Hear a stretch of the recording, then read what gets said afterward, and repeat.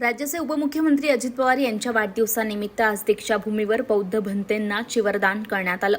अजित पवारांच्या राष्ट्रवादीचे शहराध्यक्ष प्रशांत पवार, जिल्हाध्यक्ष बाबा गुजर यांच्यासह कार्यकर्ते आणि पदाधिकारी यावेळी उपस्थित होते।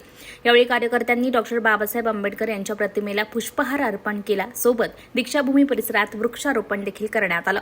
बौद्ध अनुयायांचा वर्षावास म्हणजेच उपवासाचा कालावधी कालपासून सुरू झालेला आहे आणि या निमित्तानेच अजित पवारांच्या राष्ट्रवादीतर्फे बौद्ध भिक्षूंना चिवरदान करून अजित पवार यांचा वाढदिवस आज साजरा करण्यात आलाय।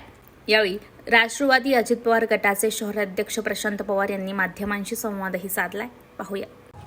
आज वर्षावास निमित्त आम्ही दीक्षाभूमीवर ज्या पवित्र ठिकाणी आज आलेलो आहे आणि सगळ्यात महत्त्वाचं वर्षावास आजपासून सुरू झालेला आहे आणि त्यात आम्ही चिवरदान करून भंतेजींना त्यांचा आशीर्वाद घेतला आणि भगवान गौतम बुद्धांचा जो संदेश आहे समता शांततेचा, तो या पूर्ण देशातच नाही तर या महाराष्ट्रात अजितदादाच्या वाढदिवसानिमित्त आम्ही ह्या पूर्ण जनतेपर्यंत पोहोचवण्याचा आज निर्धार केलेला आहे।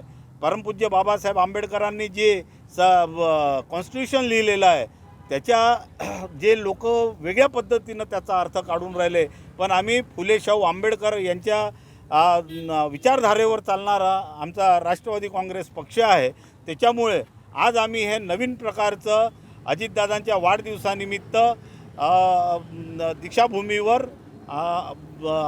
अभिवादन करून आज त्यांचा वाढदिवस आम्ही साजरा केलेला आहे। थँक्यू भाऊ।